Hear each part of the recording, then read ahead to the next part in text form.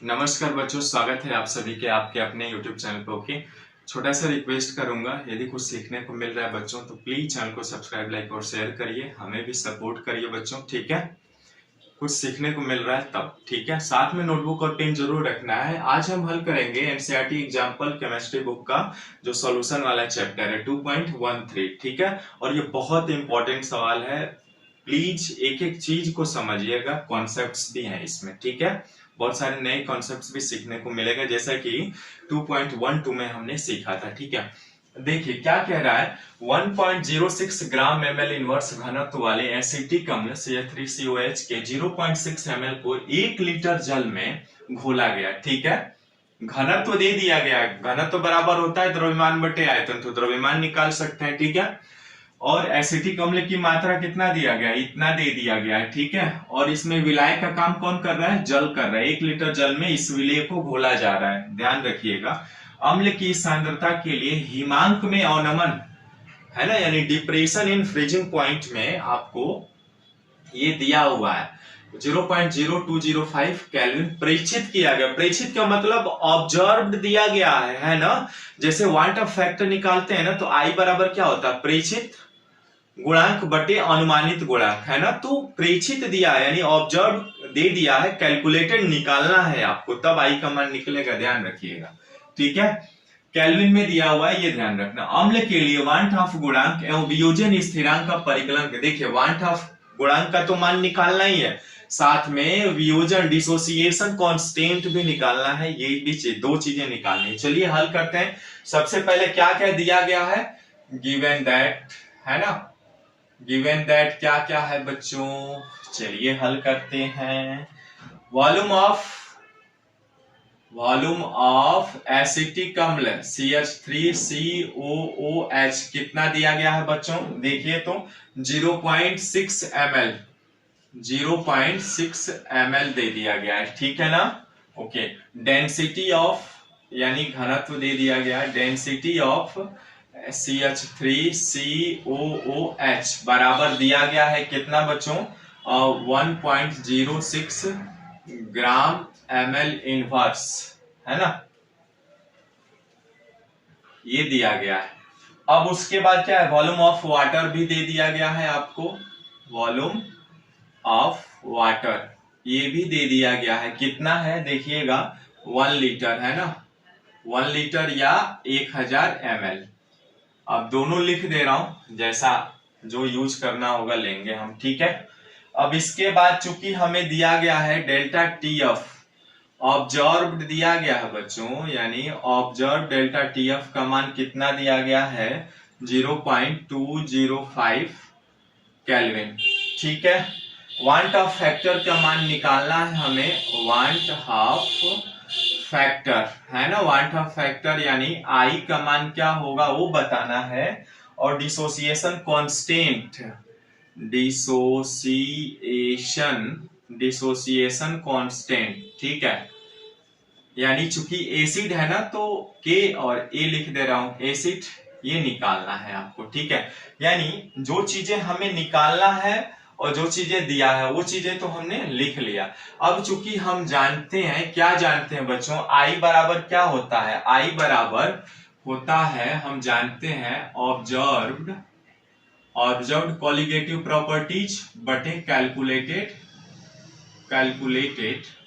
Colligative properties, है ना, colligative property CP का मतलब। ठीक है, इसका मतलब ये हुआ कॉलिगेटिव प्रॉपर्टी है, कॉलिगेटिव प्रॉपर्टी 4 तरह के होते थे, हमने देखा था, है ना, वाष्पदाब में आपेक्षिक अवनमन, क्वथनांक में उन्नयन, हिमांक में अवनमन और परासरण दाब। तो यहाँ पे हमने हिमांक में अवनमन दिया है तो हिमांक वाला हम यूज करेंगे। ठीक है ना, ये यहाँ तक आई चीजें समझ में। अब आप आसानी से निकाल सकते हैं, चूंकि हमें मालूम है कि डेल्टा TF बराबर होता है KF गुणे मोलैलिटी M होता है ना, ये होता है बच्चों। हम जानते हैं कि हिमांक में अवनमन यानी बराबर डेल्टा TF बराबर मोलल अवनमन स्थिरांक KF गुणे मोलैलिटी, है ना, मोलैलिटी होता है। अब चूंकि वाटर के लिए KF का मान तो दिया नहीं है, कहीं कहीं दिया भी रहता है, आपको लिखना भी वाटर ऑफ, है ना, वाटर ऑफ KF,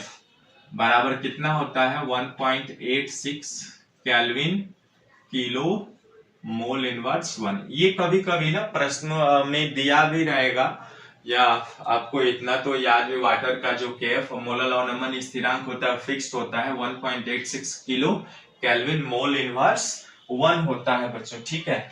तो अब चलिए इसको हम निकाल लेते हैं, मोल्स है ना। मोल्स कैसे निकालेंगे बच्चों, नंबर ऑफ मोल्स कैसे निकालेंगे, आइए सीखते हैं। नंबर ऑफ मोल्स बराबर कितना क्या होता है, नंबर ऑफ मोलैलिटी बराबर है ना, मोलैलिटी बराबर क्या होता है आप जानते हैं। तो यहाँ पे हम नंबर ऑफ मोल्स निकाल ले रहे हैं। सबसे पहले मोलैलिटी बराबर होता है नंबर ऑफ मोल्स बटे सॉल्वेंट इन केजी, ठीक है, ये होता है। तो चूंकि हम जानते हैं नंबर ऑफ मोल्स बराबर क्या होता है बच्चों, वेट यानी भार बटे अणु भार, है ना, ये अणु भार है। अब भार बटे अणु भार, देखिए N बराबर W/M होता है, हम जानते हैं।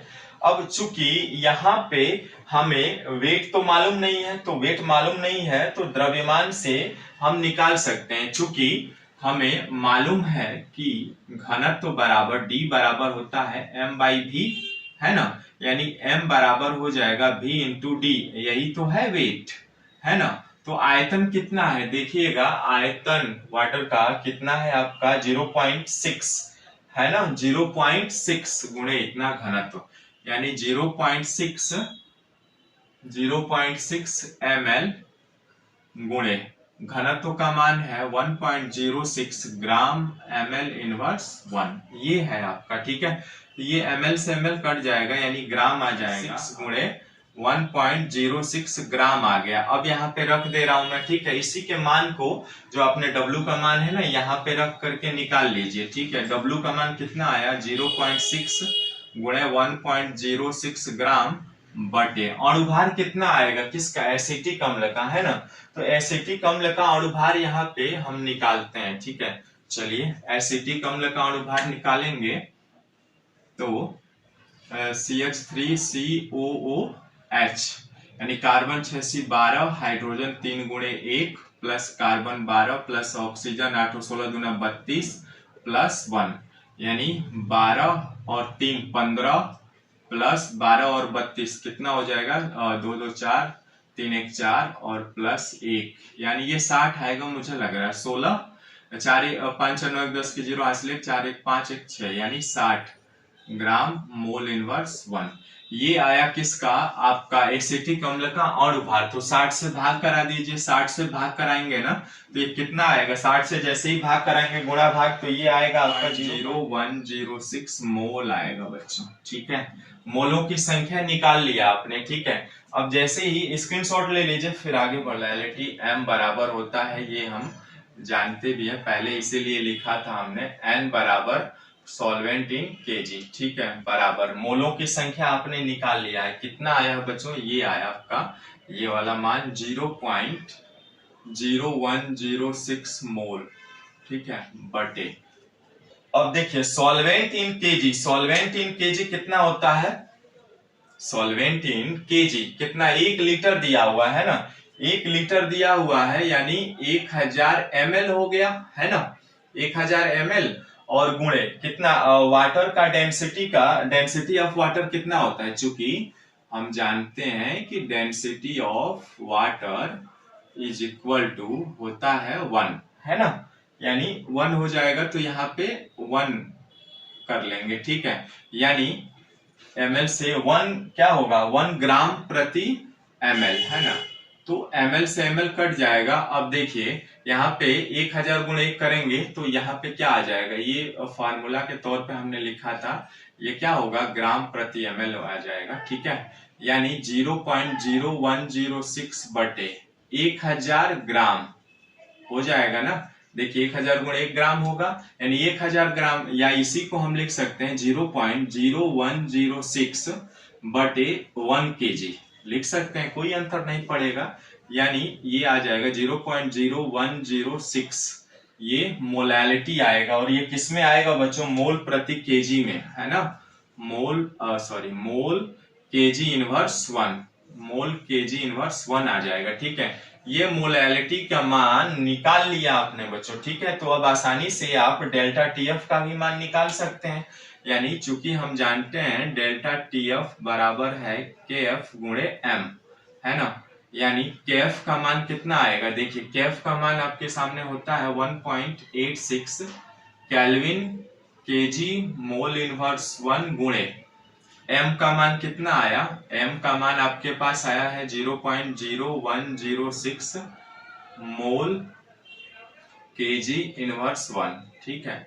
मोल केजी इनवर्स 1, मोल से मोल कट जाए, केजी इनवर्स 1 से केजी कट जाएगा, कितना आएगा केजी में आएगा, इसका गुणा कराएंगे 1.86 केल्विन गुणे 0.0106, तो ये कितना आएगा, ये गुणा कराएंगे ना तो ये आएगा आपका 0.19 कितना आएगा 19716 केल्विन, यानी डेल्टा टीएफ का मान आ गया। अब चूंकि देखिए कंफ्यूज मत होइएगा, यहाँ पे डेल्टा टीएफ का मान आपको ऑलरेडी दिया हुआ है, परंतु वो क्या है, वो आपका ऑब्जर्व्ड है, ये कैलकुलेटेड निकाला आपने, है ना। कैलकुलेटेड डेल्टा टीएफ का मान ये निकाला आपने, और ऑब्जर्व्ड का मान आपको दिया हुआ है ना, ऑब्जर्व्ड का दिया हुआ है। तो अब आसानी से रख करके निकाल सकते हैं, हम आई बराबर निकालते हैं, ठीक है। आई बराबर क्या आ जाएगा, इस आई बराबर हम जानते हैं ऑब्जर्व कॉलिगेटिव प्रॉपर्टीज बटे कैलकुलेटेड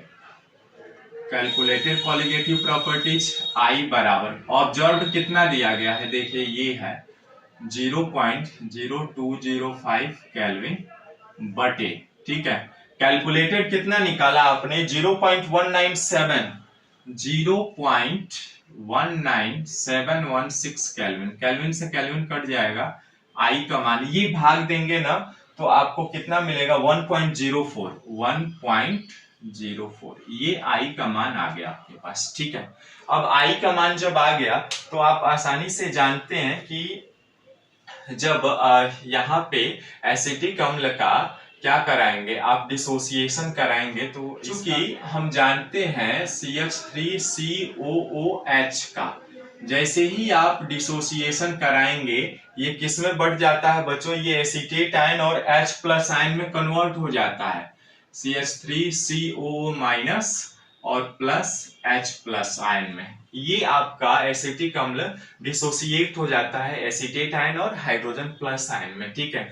अब चूंकि हम जानते हैं कि T बराबर समय जब स्टार्ट नहीं हुआ हो, यानी समय बराबर 0 हो, तो मान लीजिए इसके हमने n मोल लिए, तो ये क्या हो जाएगा 0 होगा ना, क्योंकि अभी डिसोसिएशन स्टार्ट नहीं हुआ। लेकिन जैसे ही कुछ समय पश्चात जब साम्यावस्था पर आप आएंगे, यानी इक्विलिब्रियम स्टेट पर आएंगे, तो ये क्या हो जाएगा, इसमें कुछ ना कुछ वियोजन होगा, है ना। और वो वियोजन मान लिया हमने x हो रहा है, तो क्या हो जाएगा आपका यहाँ पे जो वियोजन होगा वो क्या होगा बच्चों 1 माइनस एक्स इंटू एन मोल है, ठीक है। और जब ये n मोल है तो ये nx हो जाएगा, ये भी nx हो जाएगा, ठीक है। यहाँ तक चीजें समझ में आई।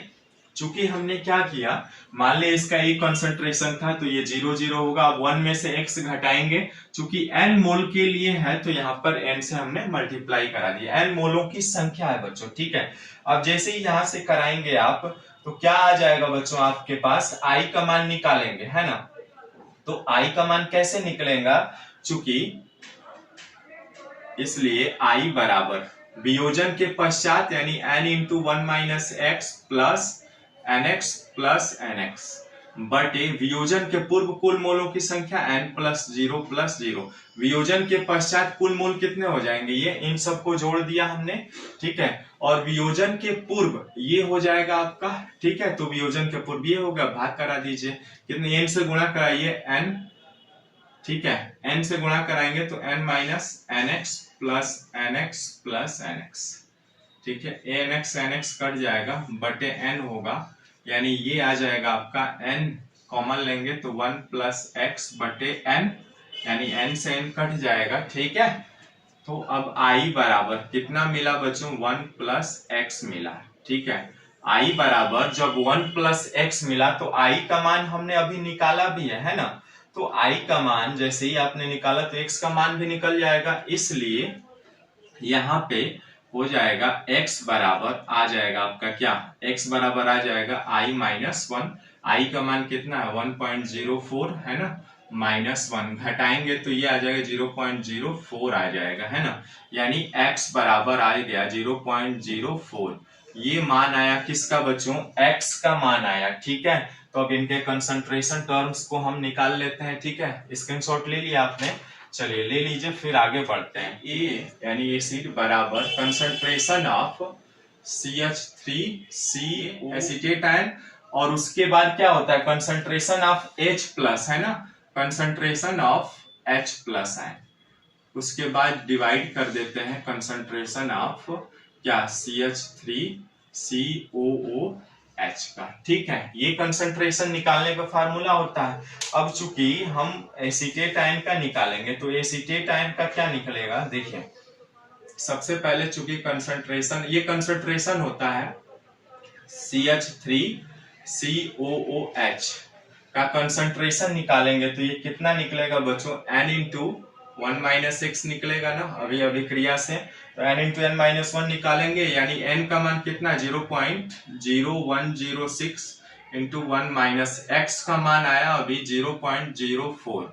ये आप हल करेंगे ना तो ये आएगा आपके सामने कितना, ये आ जाएगा आपका 0.0106 गुणे 0.96 आएगा। ठीक है, 0.96, इसको ऐसे ही छोड़ दे रहा हूं। अब कंसंट्रेशन ऑफ CH3COO माइनस, इसका निकालते हैं तो इसका मान कितना आएगा NX, N का मान कितना है बच्चों, N का मान है 0.0106 गुणे कितना है 0.04 आ जाएगा। ठीक है, इतना ही मान आएगा, ऐसे ही छोड़ देना, अभी गुणा भाग करेंगे ना। अब H प्लस आयन का कंसंट्रेशन निकालेंगे तो ये भी NX है, यानी इसका भी क्या आएगा सेम आएगा, यानी 0.0106 गुणे 0.04। ठीक है, इतना जब निकाल लिया तो मान रख दीजिए इस फार्मूला ये बराबर, देखिए एसीटेट आयन का, एसीटेट आयन का है 0.0106 गुणे 0.04 गुणे H प्लस का ये रहा 0.0106 गुणे 0.04। ठीक है, बटे एसीटेट आयन का, एसिटिक एसिड का तो 0.0106 गुणे 0.96। देखिए ये कैंसिल। ठीक है, अब क्या करते हैं हम, ये दशमलव से दशमलव कैंसिल करा दे रहा हूं।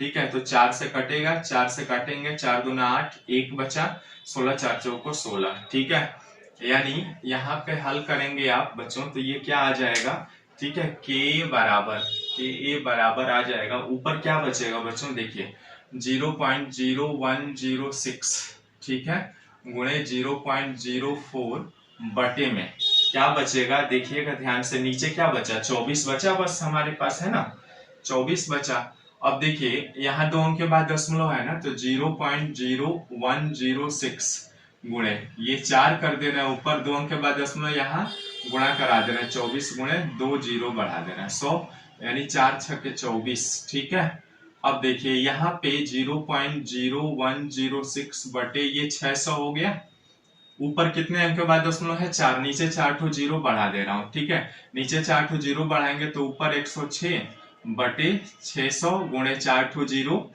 यानी 10⁴। ठीक है, अब देखिए क्या हो जाएगा 106 6 गुणे 10⁶ हो जाएगा ना, क्योंकि 2 0 ये है और 4 0। ठीक है, 6 से भाग